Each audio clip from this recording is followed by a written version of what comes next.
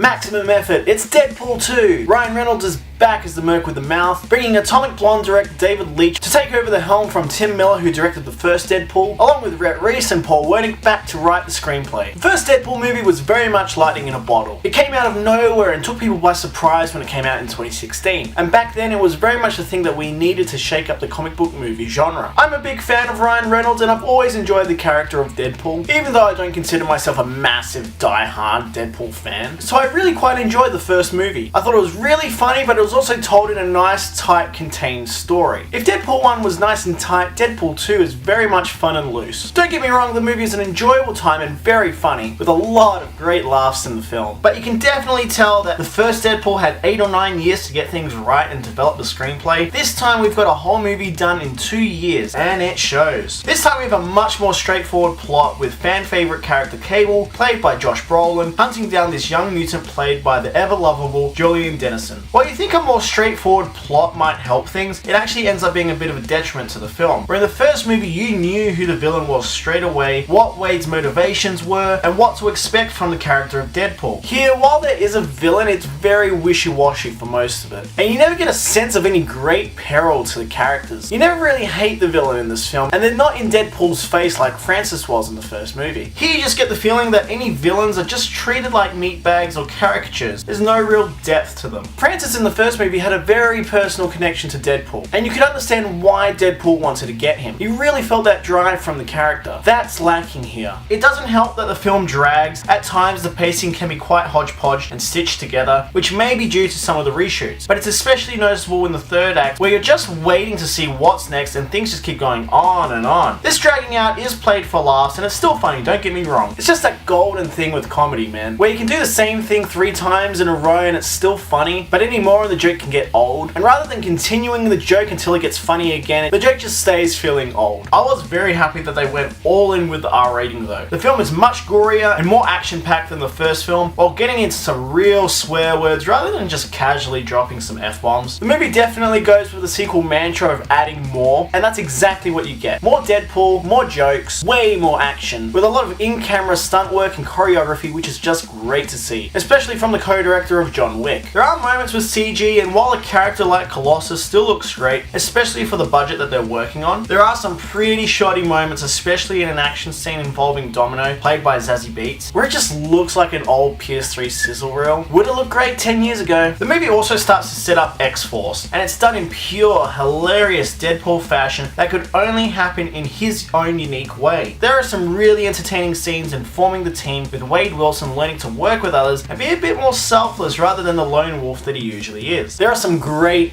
big cameos in the movie, as well as just a fantastic credit sequence that you will absolutely want to sit through. So if you are interested in these moments, definitely go and see the film before they get spoiled for you. Otherwise, I'm sure they'll be all over the internet in the next few weeks. I definitely would have loved to have seen more Cable in the film. You get a fair bit of him with Deadpool, and Josh Brolin really is perfect as the character. He really worked out for the role. I just would have loved to have seen a bit more of his backstory and the time era that he's from, as well as also have a bit more Domino in the film, as she's just full of charisma and charm, that one. But rather than being a film about setting up the X-Force movie, Deadpool 2 remembers to be about Deadpool and keeps the focus on him. So I imagine come the X-Force movie, we'll start to see some of the supporting characters get fleshed out a little bit more. Deadpool 2 is a big film that a lot of people are going to have fun with. I would have liked the film to be a bit tighter and more concise like the first movie, but even if the storytelling isn't as flash as last time, it's still Deadpool. You're gonna have a fun time. The character stays true with breaking the fourth wall many times. There are a lot of meta jokes about Marvel, DC, and even Terminator. It's exactly what you expect out of Deadpool. If you're someone who's not into Deadpool, I'd say wait until the film is on home video. Otherwise, if you love Deadpool, you've